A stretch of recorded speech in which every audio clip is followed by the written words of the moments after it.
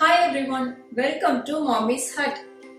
இன்னைக்கு நம்ம ரொம்ப டேஸ்டாகவும் ஃபாஸ்ட்டாகவும் பண்ணக்கூடிய சிக்கன் பாஸ்தா எப்படி பண்ணலாங்கிறத பார்க்கலாம்.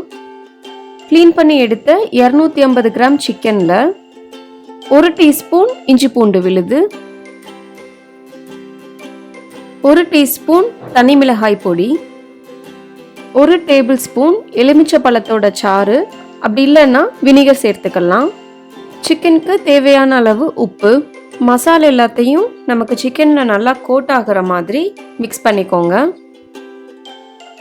கடாயில் கொஞ்சமாக எண்ணெய் சேர்த்து அதில் இந்த சிக்கனை ஃப்ரை பண்ணி எடுத்துக்கலாம். டீப் ஃப்ரை பண்ணணும்னு தேவை கிடையாது, ஷாலோ ஃப்ரையே பண்ணிக்கலாம். 2 சைடும் இந்த மாதிரி சிக்கனோட கலர்லாம் நமக்கு சேஞ்ச் ஆகி ஃப்ரை ஆகிடுச்சு. இப்போ நம்ம இதை எடுத்து வச்சிடலாம். அதே எண்ணெயில் 1 டேபிள் ஸ்பூன் பட்டர் சேர்த்துக்கோங்க. 3 அப்படி இல்லைன்னா 4 பல் பூண்டை இந்த மாதிரி சின்னதாக பொடி பண்ணி சேர்த்துக்கோங்க. ஒரு பெரிய வெங்காயத்தை இந்த மாதிரி பொடி பொடியாக கட் பண்ணி சேர்த்துக்கலாம். 1 தக்காளியை மிக்ஸி ஜாரில் நல்லா அரைச்சி இந்த மாதிரி சேர்த்துக்கோங்க. எல்லாத்தையும் நல்லா மிக்ஸ் பண்ணி விட்டுக்கலாம். ஒரு 2 நிமிஷத்துக்கு தக்காளியோட பச்சை வாசனைலாம் போகட்டும். இப்போது காரத்துக்கு 1 டீஸ்பூன் தனி மிளகாய் பொடி, 1/4 டீஸ்பூன் பட்டை பொடி. வீட்டிலேயே பட்டை பொடி எப்படி பண்ணணுங்கிற லிங்க்கு உங்களுக்கு நான் டிஸ்கிரிப்ஷன் பாக்ஸில் ஷேர் பண்ணியிருக்கேன். இப்போ எல்லாத்தையும் நல்லா மிக்ஸ் பண்ணி விட்டுக்கலாம்.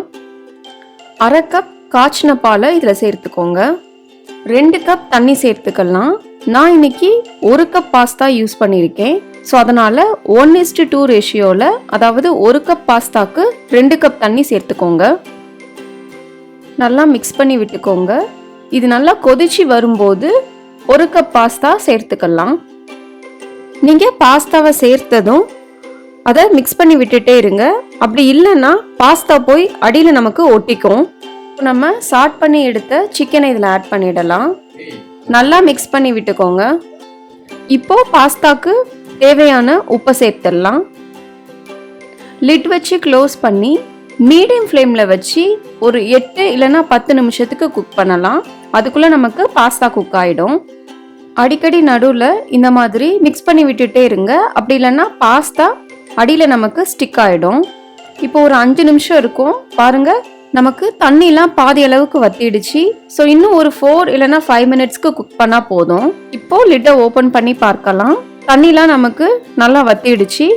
இன்னும் 1 நிமிஷம் இல்லைன்னா 2 நிமிஷம் இருந்தால் போதும். ஸோ இந்த ஸ்டேஜில் நீங்கள் கொஞ்சமாக கொத்தமல்லி இலையவும் துருவி வச்சிருக்க சீஸையும் சேர்த்துக்கோங்க. அது கூடவே இட்டாலியன் சீசனிங் இருந்தால் சேர்த்துக்கோங்க. இப்போ க்ளோஸ் பண்ணி சிம்மில் வச்சு 1 நிமிஷத்துக்கு மட்டும் குக் பண்ணால் போதும். இப்போ ஸ்டவ்வை ஆஃப் பண்ணிடுங்க. டிஃப்ரெண்ட்டான சிக்கன் ஃப்ளேவர்லாம் நல்லா பாஸ்தாவில் இறங்கி ரொம்ப டேஸ்டான சிக்கன் பாஸ்தா நமக்கு ரெடி ஆயிடுச்சு. பிரேக்ஃபாஸ்ட்டுக்கோ டின்னருக்கோ நம்ம ரொம்ப ஃபாஸ்ட்டாக பண்ணிடலாம். குழந்தைங்களுக்கும் இந்த ரெசிபி ரொம்ப பிடிக்கும். உங்களுக்கு இந்த ரெசிபி ரொம்ப பிடிச்சிருந்ததுன்னா மறக்காம மாமிஸ் ஹட்க்கு லைக் பண்ணுங்க, ஷேர் பண்ணுங்க, சப்ஸ்கிரைப் பண்ணுங்க.